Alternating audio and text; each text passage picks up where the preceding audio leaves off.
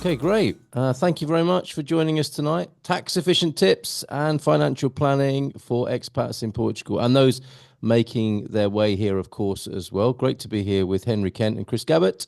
And we're going to be talking tonight about the essentials. Well, before, when we've had an introduction to Holborn from Henry, we'll be looking at that important advice, everything financial you should consider before you move to Portugal, and also all the essential advice you'll need when you become a tax resident here in Portugal. And Chris is here to cover investment services for US connected clients, and there's plenty of time for Q&A. Feel free to get your questions in. Let's get underway. Good evening to you, Henry. Great to see you from Holborn Assets. How are you? Very well, thank you, Carl. Thanks for having me on again. It's a pleasure to be here, and good evening, good day, or good morning to everyone that's joined in today. As you mentioned, today's webinar will be focused on essential financial planning tips and advice for before you make the move. Pretty much everything that comes up in initial conversations and consultations with potential clients. And then what we'll do is look at some planning and some tips for once you're here in Portugal, and then we'll pass over the mic to Chris to cover services and options for US connected clients. So without further ado, let's jump in. So guest speakers, myself, as you've just mentioned, and Chris, who will take over shortly. But for anyone who's attending today or listening in and isn't aware of who I am or who Holborn Assets is, you've not listened to any of our webinars or any of my articles on Expats Portugal, Holborn Assets, we are a global financial advisory or wealth management. We specialize in providing cross-border financial advice to expats in over 100 different countries around the world, and that's via our 21 international offices. However, myself, my assistant Joshua, and our team, we specialize in Portugal. We've got many reviews on Trustpilot, so check us out there and have a look at the insights for what clients are saying about our services and ourselves. Any questions on that, fire them away. There's a Q&A box, but we'll jump straight in. So the essential advice, financial considerations before making the move. The first one might seem quite obvious. However, it is a key planning tool that is required, and this is budgeting and understanding expected outgoings and lifestyle expenses. I assume many people, if you are considering Portugal, then they will be sort of understanding of your expected outgoings by spending time here or being here in general before making the move. However, visiting expenses and cost of living expenses are very, very different. So sit down, plan. There are some very good tools for you to be able to do this. There's Numbeo and also Expatistan. They're both fantastic, up-to-date tools that give you insights to a wide variety of expected outgoings, such as groceries, rent, fuel. There's everything on there. It's a fantastic tool. Me and my partner, we went away over Christmas, and we traveled to 3 different locations. And in our planning stages, we used these tools to get a bit of an insight to our expected costs. So yeah, really, really good tools there to understanding your expected outgoings and lifestyle expenses. That's a new one as well, isn't it? Expatistan. We used to sing Numbeo there. Expatistan seems to be a new a move into that particular marketplace. Yeah, it's as good as Numbeo. There are certain pieces there that Numbeo don't have. They are as good as each other, but they're both great for understanding expected expenses and outgoings. Very good. Very helpful. Thank you. Tying in with that is pension investment planning. Um, the majority of people moving to Portugal previously were retirees and relying on investments and pensions to generate and sustain their lifestyle expenses and outgoings. So this ties in well with budgeting and outgoings because you want to make sure that your pensions and investments are prepared for Portugal. A bit of an example on that is previous tax efficient investments from your home country will no longer have the same tax benefits once in Portugal. So an example of this is from a UK perspective, ISAs, and then Canadian as well, TFSAs. Highly tax efficient from being a resident in your home country, but once you leave, whether that's in Portugal or elsewhere in Europe, they completely lose their tax benefits. So definitely worth reviewing and taking a look and understanding how these structures will be taxed and whether or not they're best suited. Because if you are able to reduce any potential tax liability on these, it will improve your standard of living while here, your longevity, and essentially enjoy it the most you can while being here.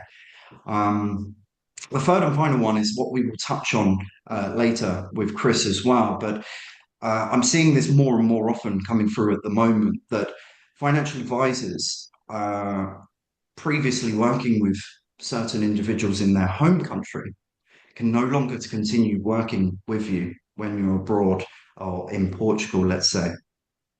They may say that they continue to work with you, but making sure they understand Portuguese taxation is key. And we go into this more in more detail later, but this is a very big one. Make sure that, first of all, your financial advisor can continue to work with you when you make the move. And secondary to that, they understand Portuguese taxation. And I say this to everyone, be proactive rather than reactive. Do not wait until you've made the move. Plan before and reach out, speak to me, or take a look at how these are going to be taxed and understand what the situation will be to make sure that you're improving your standard of living while being here. Next on is what to do with your home. This is a difficult one. Selling pre or post move.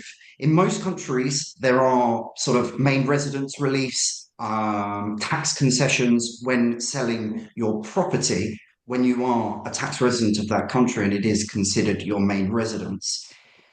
If you sort of delay, but you are planning on selling, but you delay till after you've made the move to Portugal, there will be potential tax liabilities in Portugal, obviously depending on your tax regime while you're here. But yeah, if you decide to sell post move, you are putting yourself in a position for potential taxes. So sit down, take a lot of consideration into this before making the move. I know that's difficult because there are sort of personal ties with your main home, and you may worry about if it doesn't work out when you make them, if you make the move, and you want that sort of security in that base. But it's a consideration. If you are fully committed to making the move, then to potentially save yourself in any liabilities for tax purposes, then consider what to do with your residence before making the move. Understanding difference in taxation. This is a big one. What makes you a tax resident of Portugal?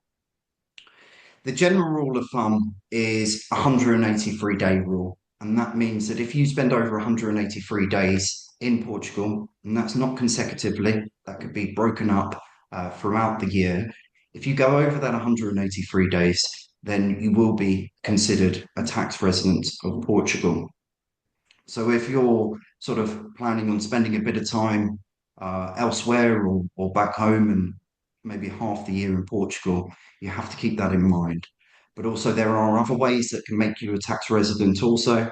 So there's certain statutory tests similar to the UK, where if you have your main residence here, which is considered your main home, that could potentially make you liable. And also registering on the tax portal website for Portugal can potentially put you in a position of being a tax resident in Portugal there. Am I speeding through this too quick? Is No, everything no, all you're all okay good. there? Yeah, you're fine. Uh, We are getting questions in the Q&A box, which is great. So thank you, Suresh, for those. Any others as they come to you, please pop them in there, and we'll make sure that each and every question gets answered tonight. So yeah, thanks, Henry. No, it's all good. Perfect. Thanks, Carl. Moving on then, double taxation treaties. So the great thing there is that a lot of countries do have double taxation treaties with Portugal. So that's fantastic. So that peace of mind, knowing that you're not going to be double taxed, is a blessing.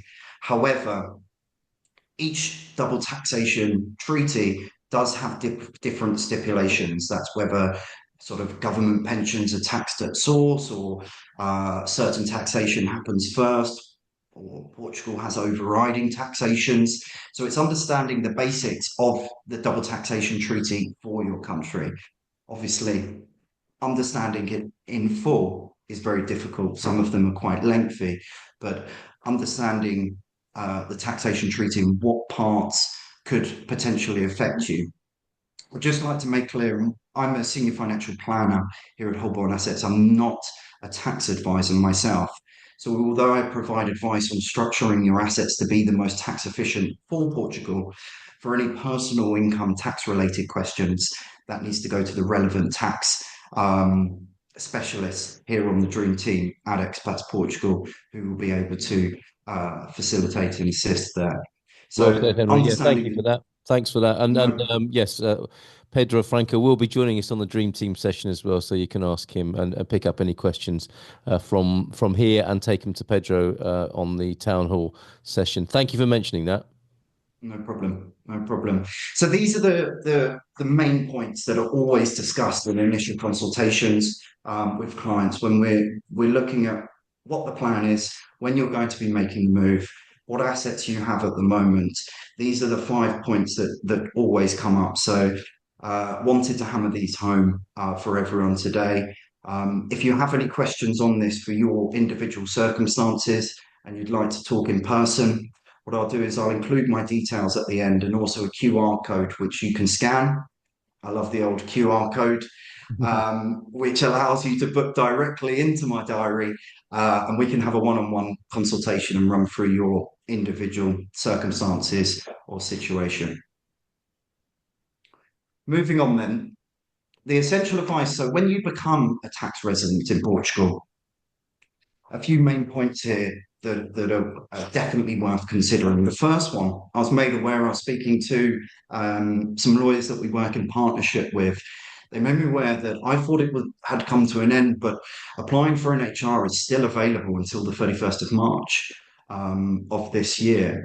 There is niche eligible criterias, but if you are eligible to do so, and I'm only focusing on the old NHR now, next webinar we will touch on NHR 2.0, but for now, just on the old NHR, there is still a possibility or a window of opportunity to be able to apply for that NHR 1.0. And I've listed up the eligibility criteria up here. Essentially, if you started the plan of moving, whether that's for buying a property, your application process for residency visa or permit before 2023, then there is a case for being able to apply for NHR. But once again, this is not what we help with in-house here at Holborn Assets, but it is a key and massive benefit and a huge driver for a lot of people over the years moving to Portugal. So if you are eligible, then consider NHR, the old one, or the new one if you fit that criteria. Rent versus buy in Portugal. I've gone through this myself. I was previously based in Spain for 7 years, where we have our main two-story office in southern Spain, and my family and I decided to make the move to Portugal last year. Initially, the plan was to rent, get our feet on the ground, and we chose Portimao as our location because we weren't sure exactly where we wanted to reside. So it's a bit of a scouting mission. for us the next sort of 12 months. So there are pros and cons to each, renting and buying. However, my tip is to rent for 6 to 12 months to establish your preferred location and then look at purchasing, because property taxes and costs here in Portugal can get pretty high. So you want to be sure and adamant that that is your preferred location and where you see yourself living. I've had many clients who move around, that rent and move around till they find that right spot. They knew Portugal was the place that they wanted to be, but they didn't know where. So that flexibility of renting allows that freedom to establish where you want to reside. An accountant, do you need an accountant? I'm going through this at the moment. Portugal's tax system is complex, especially for foreign income. Annual tax returns are due June 30th at the latest, and the tax year runs from the 1st of January to the 31st of December. I personally, from experience, would say definitely you do. It's not straightforward. You want to make sure that you're applying double tax treaties correctly to reduce any tax liabilities. And for peace of mind, uh, I would recommend myself using the specialist for this. And once again, there's people on the dream team here at Expats Portugal who would be able to facilitate and assist them. Great, thank you. Dan, thanks for the questions, Houston, as well. Thank you. Keep those questions coming in the Q&A box, if you will. We'll make sure they get addressed. Thanks, Carl. Moving on then, essential advice also continued. Currency exchange and strategies. We've seen quite a lot of fluctuations over the years from currency exchanges. This is a major consideration to take. A lot of individuals that I've seen have just used sort of high street banks to transfer money to and from, and it adds up over time, not only on the fees associated with high street banks when they're conducting the transfers, but the poor exchange rates that are offered. And I know Spartan have done many webinars on this, explaining all of it. So I don't need to go into too much detail, but I just wanted to give my tips from my perspective is from smaller transactions. I use companies like Wise and Revolut. You get sort of the day rate when you're spending, the fees are clear, transparent, and minimal. Obviously, I needed to open my Portuguese bank account for my visa, but that's more of sort of a requirement there. My day-to-day spending usually is on sort of Wise and Revolut, and then for any larger transactions to make sure you have that security, peace of mind. Look at Spartan FX there for any currency transfers. And then the final one is how important is a financial advisor? Pretty biased answer, I must say, but very critical and important, I would say. Making sure that you're structured correctly for your assets, your investments, your pension for life in Portugal is key. Whether that's pension planning from a UK perspective, QROPs and SIPs, tax on lump sums, lifetimes allowance strategies, with the new changes by the UK government as well, pension planning is even more important now than it was before. Then for everyone non-British or UK, investment tax efficiency, that goes for everyone. Like I mentioned earlier, TFSAs, ISAs, they lose their tax benefits once a tax resident in Portugal. Restructuring of assets might be required, they may not be, but it's best to sit down and review them, look at your options and find out whether or not you are able to potentially restructure or reduce any potential liabilities that aren't required through planning. We've got estate planning here in Portugal, which is required because of their different laws for forced hireship, meaning your assets may not go to your chosen beneficiaries unless structured correctly. And there are ways to mitigate this plan. to make sure that you can reduce any potential liability, but for probate purposes as well. And then once again, currency risk. Um, you may have investments or pensions which are exposed to one currency, and that can cause risks associated with fluctuations. But more importantly, if you have market related pensions or investments, you're adding another layer on because you've already got that market risk. You don't need to add in another layer with the currency risk. So you can sort of structure your investments and your plans tailored to your outgoings and what your future currency expenses look like. And that's it. And my essential planning before and after. I do have one sort of case study that I'd just like to go over because many people may have read online or with their planning around tax efficiency on Portuguese compliant investment bonds. These come up time and time again, and the reason being is that they're highly popular for expats. Reason being is that they're a structure that is compliant with tax laws which offer very good tax benefits, but also security. So the majority of these type of structures are not located in Portugal. Portugal doesn't have the um, best sort of security or stability when it comes to financial institutions. So we prefer to look at banks and institutions who offer these type of structures that are still part of the European Union, but in a more stable and secure jurisdiction. So the locations or jurisdictions that we look at, Ireland is preferred because it's English speaking. Um, and the regulatory and legislation states that they cannot lend out, certain financial institutions cannot lend out for funds for interest rate purposes.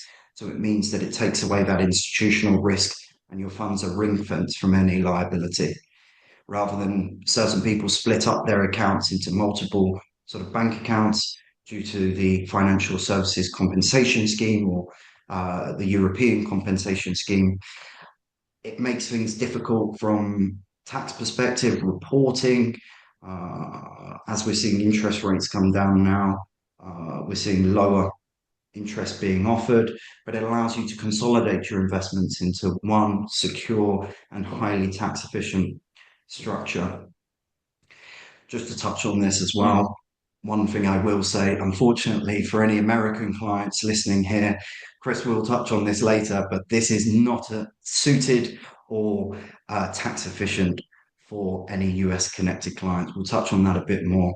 But yeah, unfortunately, this is only for non-US nationals. But the key advantages is a 60% reduction on capital gains after 8 years. So the longer you hold the investment, the more tax efficient it becomes. It's tax deferred. So what that means is that there's no tax payable at all on any growth until income is taken. And even then, that's at a reduced rate, which I've included the scale here on the screen. It's portable, so if you were to relocate away from Portugal to elsewhere, for the majority of other European countries, we can just make that compliant for the new country that you reside in, and it retains its tax benefits, but also there's no inheritance tax. So you can pass on, you can state your beneficiaries, and if it's quite morbid to speak about, but if something happened, then your instructions and it would be paid out to the beneficiaries as stated on the structure. All strategies are available within the portfolio. So the best way to understand it is a wrapper. While your funds are within the wrapper, it's highly tax efficient, but you can hold any strategy within there. So you could replicate what you have maybe in your investments elsewhere, if that's something that you want, with equities, bonds, ETFs. They do need to be European compliant. Or here at Holborn Assets, we can tailor portfolios adjusted to your risk levels. It's completely flexible from withdrawal perspectives, and currency diversification, as we touched on earlier, is available within these type of plans. So highly popular. Similar works similar to a stocks and shares ISA within the UK, or the closest that you will get to a stocks and shares ISA with a European perspective. And yeah, very, very popular among expats. I've got a quick case study before I stop talking and pass the microphone over to Chris. But just to give you a sort of visual of this, is that if you made an initial investment and you had it within the Portuguese compliant bond or the structure, if 100,000 was invested to keep it nice and whole, after 8 years, you have that 60% reduction in the tax. If you decided that you would like to start taking an annual income out of that investment of, let's say, 15,000, the investment provider would work out and calculate how much of that 15,000 of the withdrawal, because as you remember, it's only the gains taxable. They will establish how much of that withdrawal is gain element and initial investment, and then they would withhold the tax. As you remember, a 60% reduction on 28%, and that would be withheld and paid to the tax authorities as the account would be open against your your tax number here. So for a simplifying of administration, tax efficiency, these structures are fantastic. Financial advice is necessary for these type of structures to understand its suitability. If anyone have been reading or would like to know more information or to understand whether or not this is suitable, once again, I'll include my details at the end so you can book a meeting with me, reach out to me, send over any questions that you have, and we can sit down and find out whether or not these type of structures would be of any suitability or benefit.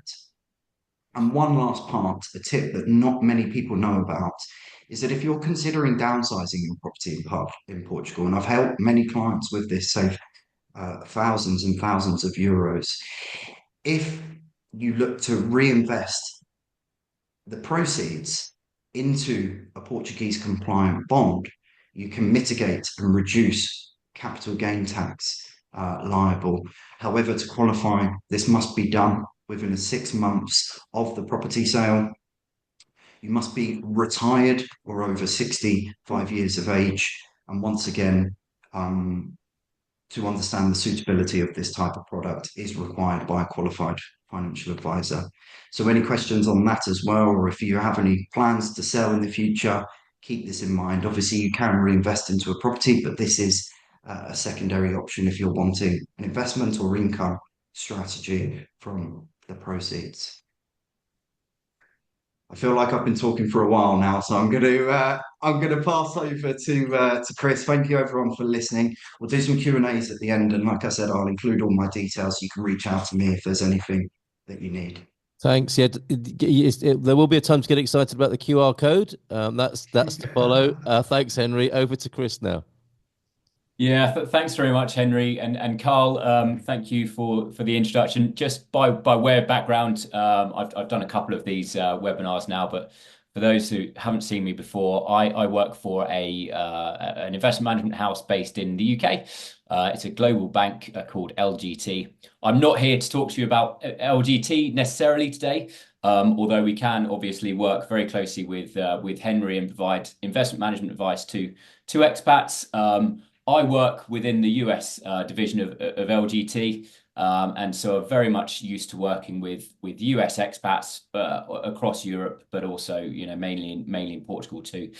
Now, I don't want to bore you with tax. On a Tuesday, it could be your evening, like it is for me, or your morning. But what I will do is kind of just go over some of the sort of pitfalls that we commonly see between myself and Henry.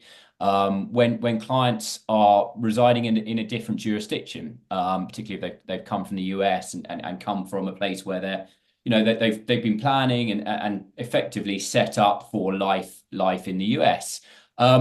Ultimately, as a US citizen or green card holder, you're going to be subject to worldwide taxation, US taxation on your worldwide assets, and therefore, between myself and Henry, we need to make sure that our clients are structured in a way that is suitable for both your local tax authority, whether that's Portuguese tax authority, but also the IRS over in the States. And that can kind of cover a whole multitude of different individuals. Obviously, the most common type that we come across is actual, US citizens that now have moved across to Portugal, but it also can sort of cover, visa holders, etc., that reside in Portugal too. The main pitfalls that we do see are sort of, fund-based issues. So a typical one for US citizens, US investment holders are mutual funds. Now, they work absolutely phenomenally well for US individuals, and a mutual fund, if anyone doesn't know, is effectively a collective investment vehicle where you're going to have a whole range of investments within one fund type. Now, they're typically not suitable for European residents. That's particularly relevant for the UK, but also relevant for Portuguese residents as well. We've got to be careful that a lot of those funds have reporting status, and effectively the Portuguese tax authority are okay with holding those.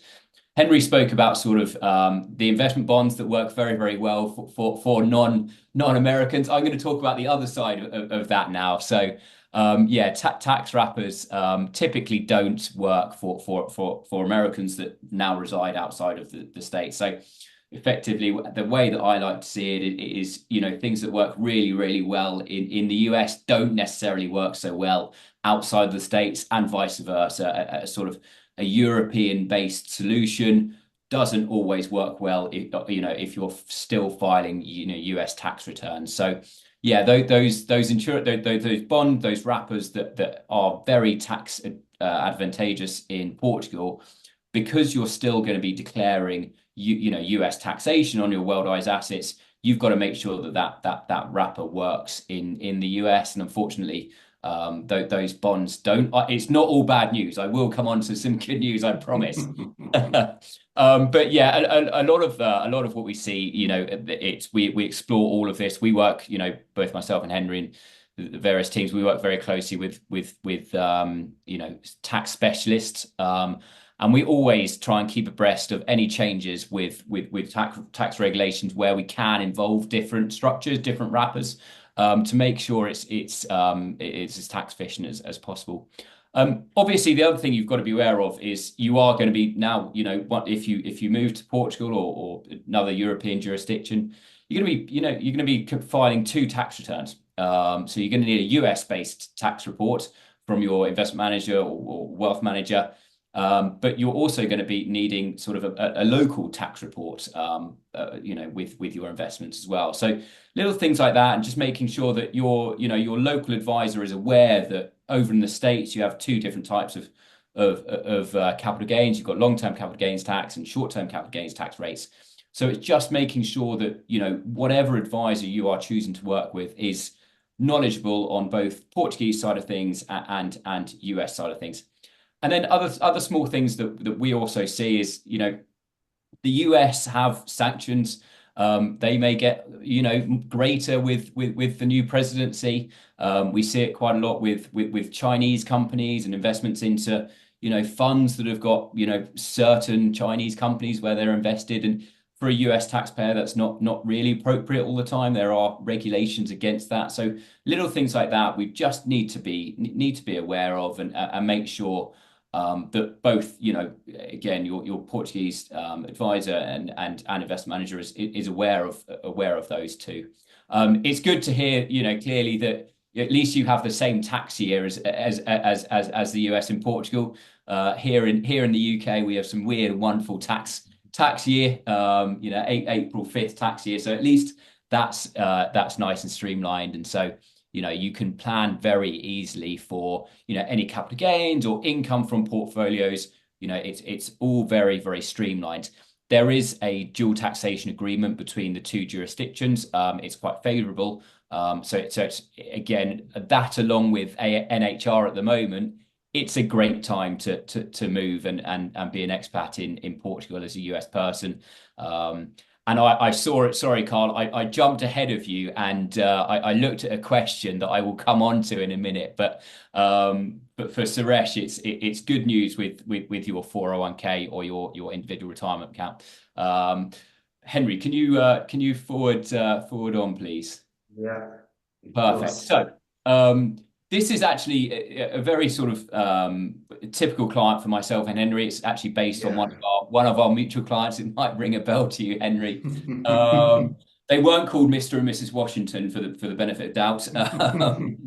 But yeah, so I'll just go through a bit of a case study with you and just sort of highlight, what we saw during the process, what we made our clients aware of, and what the solutions were for those clients. And as I said, it's good news now rather than bad news.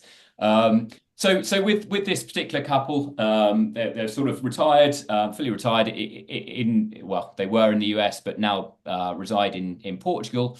Their children are still in the States, and they are taking advantage of NHR whilst it still is available to them. And they plan to travel the world. So basically set up a base in Portugal, but travel around the world from Portugal. Very, very handy. Their assets pretty common. So if you've worked over in the States, most people will have a 401k typically, but also a 403b or another sort of government agency pension. Previous schemes for Mr. Washington were an individual retirement account. They both have, or sorry, he has sort of full Social Security payments due. They've got a cash account, and they both got US life insurance policies. Miss Washington has also got a brokerage account in the States, along with her own 401k too. And then jointly held assets, they've got a house in Portugal that they recently bought, and then a shared investment account too. So this is very, very common for what we see. And just one thing I didn't talk about was sort of my experience with working with US clients, particularly working with US clients outside of the US. I've been doing so since 2015, but we've had a SEC regulated entity providing advice since 2012. So we've come across most scenarios that you can think of, and we've got clients all over the globe. Henry, if you could just skip there. Thank you. So the potential issues. Well, Henry mentioned it earlier, and it's something that we, when we first started our business back in 2012, we saw it fairly often, and we thought, this is going to stop. Big banks, the likes of Wells Fargo or Merrill Lynch, but also you've got, Fidelity, etc. As soon as you change your address on your address on your brokerage account or IRA to a non-US address, a lot of the time that brokerage house, that bank will say, look, thank you very much for your custom, but as you're a European resident, we can no longer service you and provide advice. I think it's down to the fact that most banks, and fair play to them, don't want to sign up to European regulation. You're probably talking about the sort of 0.001% of their client base. So, but at that point, our clients are sort of stuck, and they get a letter that says, look, you've got 60 days to find a solution often, or we're going to send you a check. And that sort of brings fear to people's mind, obviously. The good news is obviously there is a solution. Otherwise, we wouldn't be sat here talking to you. But it's a real risk, and it still happens today. With 401ks, with individual retirement accounts, you've got to consider sort of minimum distributions or required minimum distributions from accounts over in the States, and you need to work with a firm that can be able to work out what your RMD is and be able to pay that required minimum distribution or any income from US accounts to a local bank account. The other point is, and Henry alluded to it with currencies. We always suggest, is you want to match up your assets with liabilities often. So if you're living and breathing, in euros and living in Portugal, you kind of want to have some of your asset base in euros, not only to mitigate sort of currency fluctuations, but just to sort of, get more involved in the Portuguese and European culture, I guess. So a lot of US providers won't have any sort of non-dollar exposure within their portfolios. So, and then the other point we sort of mentioned earlier was the fact that, a US bank and fair enough, they will be a very much a US proposition. So it'll be US planning led. It'll be US sort of fund focused as well. Small things like, time zones. It's 7:30 or sorry, 10 past 8 for me in the UK, and same for Henry. But you want to be speaking to your advisor during the day and not late at night and things like that. So that's a simple thing. And then the last point, potential issue, is Social Security payments. You are still able to claim Social Security payments as a non-US resident. They can typically pay them only into a US bank account, but you can definitely access that Social Security. So that's a good thing. Their objectives were to provide tax efficient income streams, diversify across currencies and geographies in terms of their investments, but also, and the main thing for most of our clients, they do want to see a return, obviously, on their investment, and often to provide an income so Mr. and Mrs. Washington can travel around the world. So on the next slide, Henry, I just go through some of the solutions. So the wealth planning side of things, that's more Henry's area. I can come in on the investment side of things to make sure that everything is tax efficient in both jurisdictions, and clearly where your objectives are growth or income, that's where I would come in and facilitate that side of things. But having a local financial planner such as Henry is of utmost importance. You're dealing with two tax codes, two regulatory bodies. You need to have someone that's kept up to speed with any changes. Part of Henry's team, they're very good with sort of assistance with NHR. So when we're going through the sort of initial pre-planning stages for our clients, it was good to bring in someone with expertise on NHR. We both go through sort of risk profiling, cash flow forecasting, making sure that we're all aligned in where we want to be, whether it's in 2 years' time or 5 years' time, 10 years' time.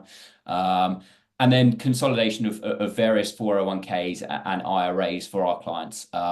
We have a US platform where we hold or custody all of our US based accounts.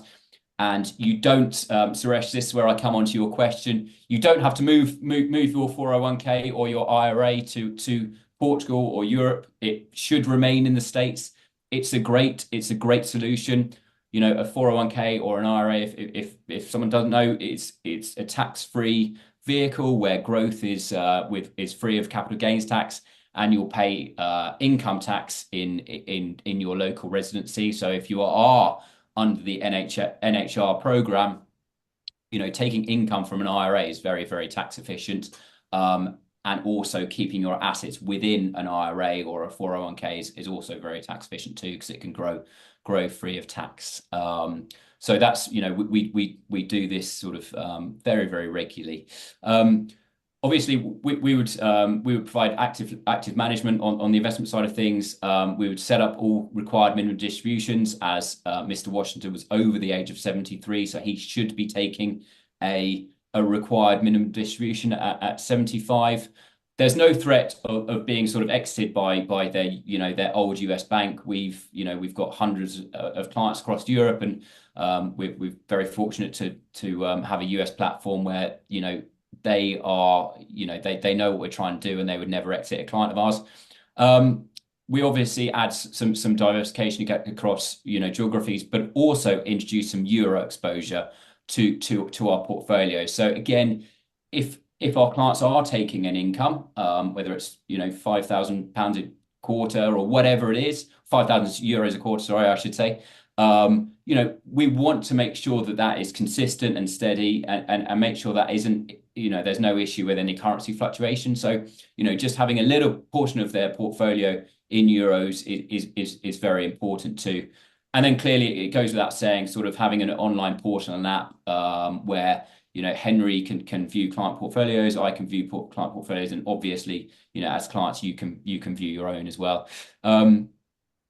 Most sort of European or most US wealth management firms or wealth management firms that specialize in providing advice to US people will provide 1099s, provide all of the data so that you can file your US tax return. Again, that's of utmost importance. We don't want to annoy the IRS and fall foul of any penalties or fines like that. So we can provide all of that for our clients. And obviously, we don't want to be tripping up over any IRS hurdles by investing or providing any sort of wealth planning advice that would fall foul of IRS issues there. So that's a sort of whistle stop tour around a typical client that we have. That I'm sure that there's going to be questions on the back of that, Suresh. I'm glad that I've covered yours quickly. But if you've got any more questions, feel free to ask. But yeah, Carl, back to you. Thank you, Chris. That's great. Thank you, both of you, Henry and Chris there. And I think, oh yes, we must go back to Henry for this particular part of the presentation, and then we'll go to the Q&A. Thank you. I will just reiterate that part that you just mentioned, Chris. I've had 2 meetings this week of US connected clients who had made the move, but their portfolios were 100% exposed to the US, and they wanted to diversify away from that full exposure to bring how they feel about what's going to happen in the US. They wanted to diversify to reduce down any risk at the moment. It's interesting. Thank you for mentioning that. So those are the contact details. They're the easiest way is to hold your camera up, isn't it, Henry? And get a camera booked in with you. Exactly, yeah. For any sort of specific or personalized help or advice, what I'd recommend is either reaching out to me via email. I'm still on my old Spanish number. I haven't transitioned over to a Portuguese just yet. You can get me on my Spanish number or the trusty QR code, which you can scan, and it will take you through to Calendly, where you will be able to follow the financial review and then book directly into my diary. And what we can do is sit down, we can run through your situation. If there are options worth exploring, then what I can do is I can go away, put together my advice, working together with Chris, and send that over to you in an email format if it's required or suitable. That way we can then sit down on our next meeting. If Chris is needed, we can bring him in as well, and we can all get together to run through any advice that's sent to you. That's wonderful. Thanks, Henry. And that's the way to get the brochure, the Holborn Assets brochure, the free Portugal tax guide. And that is a complimentary call, that first one, isn't it? Exactly, yeah. But it's a free consultation. It's more to understand whether or not you need or our services are relevant or of any benefit. It may be that nothing is required, then great. We'll go through that on our one-on-one meeting. Great. Thank you very much. Let's get into the Q&A then. Suresh, you had some great personal service from Chris during the webinar. I think if there's anything left that you wanted to ask that hasn't been addressed already, please pop that in at the end of the queue there, the Q&A queue. But I think you've had most of, as far as I can see, you've had the points you've raised addressed there. But if there's anything outstanding, do let us know and we'll come back to you, Suresh. Houston, thank you for getting in early as well. We are US citizens and do not plan to get citizenship or even visas for Portugal because we do not plan to ever live there more than 180, apart from the tourist visa, presumably, more than 183 days per year or have it as our primary residence. Do we have any tax risks? Presumably not there, Henry, but although are you able to just give a categorical no, or should Houston come along to the town hall for that sort of confirmation from Pedro Franco later? I think for the town hall for that one, if depending on the visa, that may make you a tax resident of Portugal and the 183 day. But if there's no plans and it's a tourist visa, then yeah. As a visitor, the only taxes you'll be paying are tourist taxes and purchase taxes and that sort of thing, but you won't be personally liable. But check that out for sure with Pedro Franco for the town hall session at 9. On the cons, you continue, Houston, on the cons for buying. Isn't there a rather large tax due when selling a home in Portugal? My understanding is that 23% of the total sale price, regardless of any appreciation on the property. In the US, our main tax at the time of property sale is on the appreciation gained. If the property lost value, we do not owe tax at the time of the sale. This could make a huge difference in deciding whether to buy, especially for those who may want to move. Do you want to comment on that, or again, is that one more for the town hall later on, Henry? I think that's one for the town hall. Where there is capital gains tax in Portugal, there are sort of ways to reduce that. But yeah, I think Jerry's raised his hand. I've Yeah, yeah, just come in on seen that the one, hand Jerry. pop up. Yes, I can. I definitely think we should check it out in the next session, but I can add a little bit to that.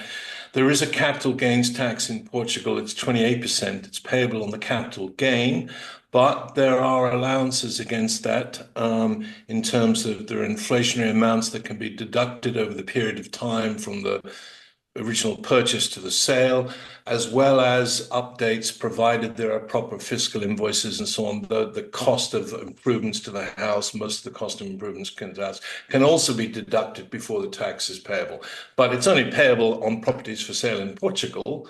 It shouldn't be payable for anyone selling a property outside of Portugal, although if they're tax resident in Portugal, they should be cautious about selling a house after they become tax resident in Portugal. That can be sometimes be a problem and worth talking to our tax people about. And if it's reinvested, the tax isn't to be paid, is it, Jerry? No, I think it's still payable, Carl. Oh, okay. Let's definitely check Yeah. that out on the town hall later. Thank you for that, coming in with that. Is it more tax efficient to register a small business in the UK? This is from Anonymous. Is it more tax efficient to register a small business in the UK or Portugal? It will operate in both locations as well as online. I think, again, it's another town hall question, isn't it? You're not really a business advisor, Henry. You're an investment advisor, right? Yeah, that's tax strategies and optimization from a business perspective. However, Something Jerry else. might again have an input on this one, Jerry. Yes, just give me the question again, Carl. Yeah. Sorry, I can't read it. Is it more tax efficient to register a small business in the UK or Portugal? It will operate in both locations as well as online. It depends where you're resident, in my opinion. If you're resident here in Portugal, it is probably more tax efficient to have the business registered here in Portugal. And again, that would be a question for the accountant, but that's my immediate answer. Yes, and Daniel If you do have a company from a UK perspective, but the effective management is Portugal and it's solely in your name, then it could be deemed domicile in Portugal anyway. So that's something to consider. Yep. Okay. And Yes, but in terms of it being tax efficient for the owner, it can be quite tax efficient for an owner to have a business here rather than have a business elsewhere. For example, it's more tax efficient for an owner to pay him or herself in dividend rather than in salary in Portugal, as one example, but there are lots of others. Okay, and Daniel Ray's on the Dream Team can help you incorporate if you decide to do that as well this side. Thank you, Anonymous there. Suresh, do let us know if there's anything outstanding for you. Thank you for all your questions earlier on. How does it work? I think this is either the same or a different Anonymous attendee. How does it work with working as for a UK company as either a contractor or on the payroll? I am a resident in Portugal, hold a residency card, and resident for tax purposes. I think that's another one for Pedro a bit later on, unless you want to add anything to that, Henry or Chris. No, okay, not for myself. Right, I think you can address this one from Mike. Thank you, Mike, for this. Do Portugal have the equivalent of stock ISAs? Add close to it, depending on no. Yes, it's not a recognized product in the same way, is it? No. Okay. Thank you. Did you want to say something there, Chris, as well? No. Right, okay. Thanks, Henry, anonymous attendee. This is very interesting. I have a two-part question about Holborn. Interesting this. What is the nationality mix of Holborn's client base? And B, what is the average net worth of Holborn's typical client? Can you divulge that information? Yeah, it's pretty private, the information, but I would say personally, from my personal experience, I would say the client split is, I would say, half British nationals. I would say 30 to 40% US connected clients, and then the remaining 10% Canadian, South African, and some others. So Yeah, I don't know as a company, but as I mentioned, we have 21 international offices and provide advice to clients in over 100 different countries. So I imagine there's a wide net of nationalities out there on Yeah, our well, clients. thanks for that anecdotal response. Average net worth of Holborn's typical client. Could you estimate that? Is that something you can say? I couldn't estimate that. There is no sort of specific minimums or maximums. It's Yeah, whether or not our services are relevant and beneficial. That's all it comes down to. It doesn't yeah. matter about how much assets we manage. I have high net worth clients and others that are lower, but it's whether or not our services are best suited. Well said. And I think that's probably what's behind the question there, isn't it? Is there a minimum? And there's one way to find out. That is to make an approach and see if the Holborn Assets approach is suitable for your particular circumstances, as Henry just said there. Neil, thank you. What are the management costs of the Portuguese compliant investment bonds? Are they fixed fee or are they a percentage, Henry? It depends. It depends on the advice and the product provider. There's various product providers who offer these type of structures.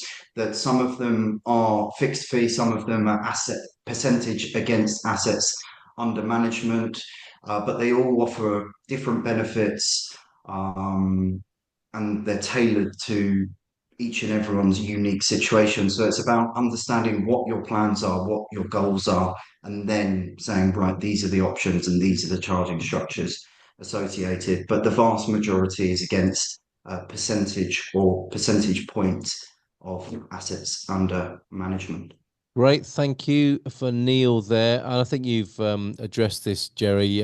Mike's asking, you mentioned downsizing your property. Is there a capital gains tax on selling your main property? There is. Cynthia McLean, thank you, Cynthia. Does a California resident still need to file a state tax return once they become a Portuguese resident? Chris, I think that's one for you. Yeah, thank you, Cynthia. As far as I understand, you'll have to file basically a non-resident return. It doesn't mean you're going to be subject to California state tax, but you will have to do a return, just like you will have to do a federal return as well.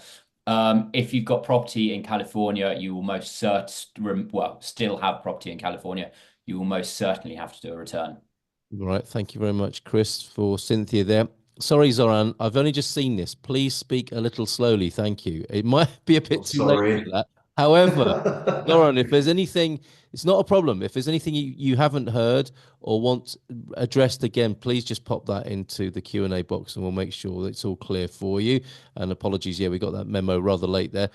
My wife and I, says Anonymous, will be dual citizens. Wife is born Portuguese. I will be through marriage. Currently US citizens retiring soon. We want to use Portugal as a base for mostly European travel. We want to tax plan to avoid being Portugal residents and tax plan if we ever decide to settle down in Portugal for over the 183 days per year, as you said. No real estate owned in Portugal yet, undecided. Who should I work with? If not the advisors here, what should I look for?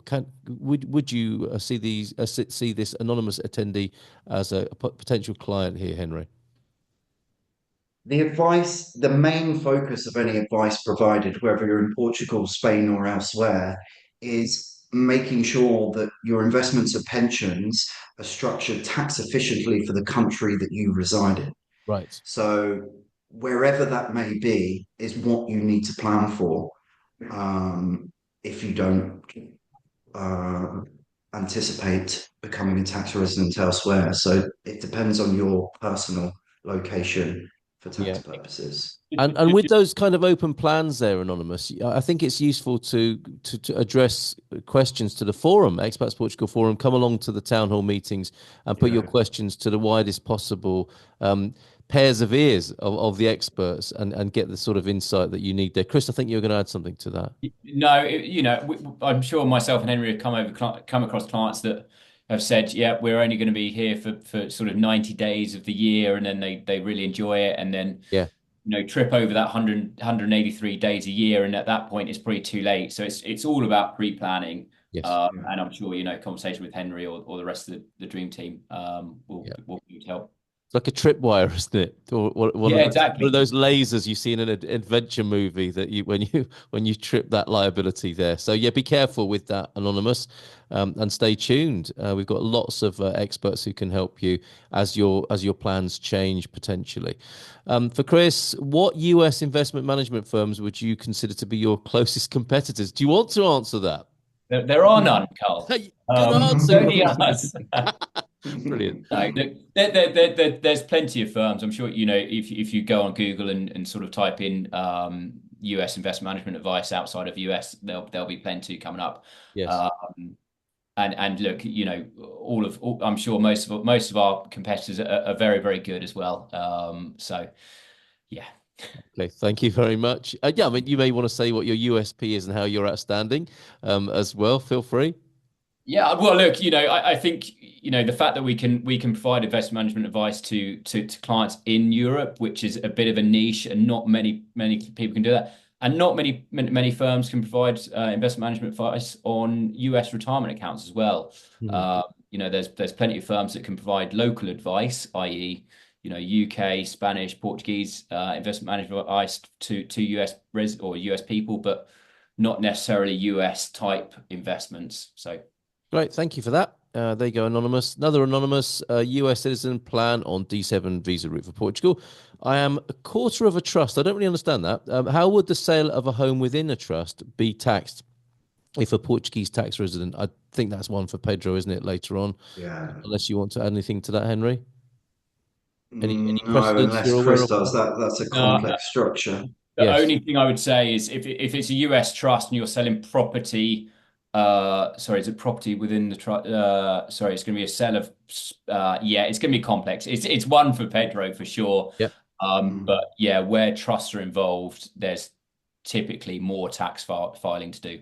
Yes. Okay. Cherry, did you want to add something to that? You seemed moved by that.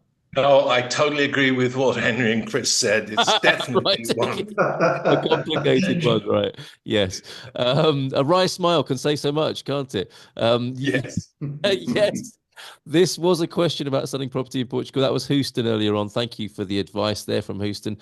Does your company have accountants who are certified, who do certified accounts in Portugal? We can certainly help with that, as Chris and Henry have been saying. And Suresh also asking, do you have offices located in the USA? Unfortunately, not at the moment, Suresh.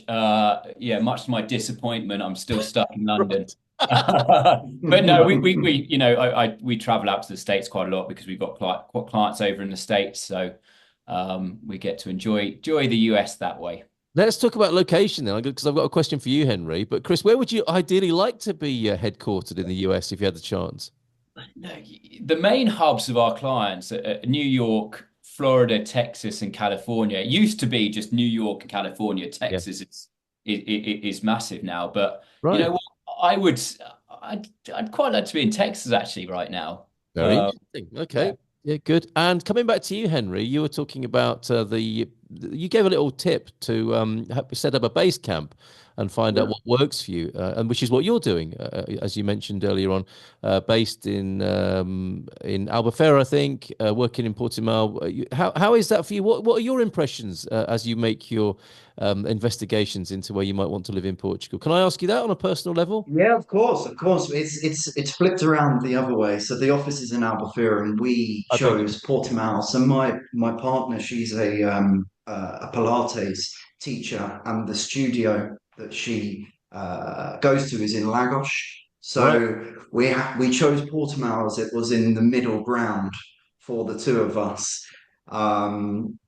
But yeah, it's been a big change from moving from Barcelona to Portimao. It's a lot slower pace, but the exploring is going well. We have some places in mind. I'm being pushed towards Lagos from my partner. So we'll probably It's end the up in Algarve for you, Lagos. though, is it? You will stay in the I Algarve. think so. I Right. think so. I think so. Having the office here and colleagues, and it's convenient. Well, it was on the list last week. Portugal company were talking about up and coming places, 5 hotspots, and the generalised Algarve area was on there. So good choice there, Henry. I think that brings us to a conclusion for tonight's webinar. Unless there's anything else you want to add, of course, join us in about 25 minutes for the town hall session with the Dream Team. Henry's finger is hovering over the button of power to end the webinar. So maybe Astrid as well would like to add something too. I just wanted to add that thank you very much for the presentation, guys. It was very informative, and I can't share a link here with this type of format of this webinar. So hopefully you should be able to grab that from registering on the website. But otherwise, also just wanted to remind you that we've got Social Saturdays on Saturday night with Hank and Connie. So if you want to come along to that and have some fun, by all means, visit the calendar and get your RSVP there. That's great. Thank you very much. The to spoon or not to spoon controversy will continue during the town hall event. And by that, I mean that's how you eat your pastel de nata. I won't put you on the spot, Chris or Henry, on that matter. But is there anything else you want to add in conclusion, Henry? Over to you. Everything. That's everything from me. Thank you very much for having me. It's a pleasure as always. I hope everyone's found it informative, helpful, and as always, any questions, reach out to me on email or book in. Thank you. Wonderful. Thank you, Henry. Yes. Oh, there was a last question. A US expat, now Portugal tax resident, have euros. Where to invest the euros? That's a great question. Probably best to scan the QR code and have a chat with you about that, right? Indeed. Let's sit down and talk, and we can provide you with some suited options and get them over to you. All right. Thanks, Henry. Back to you.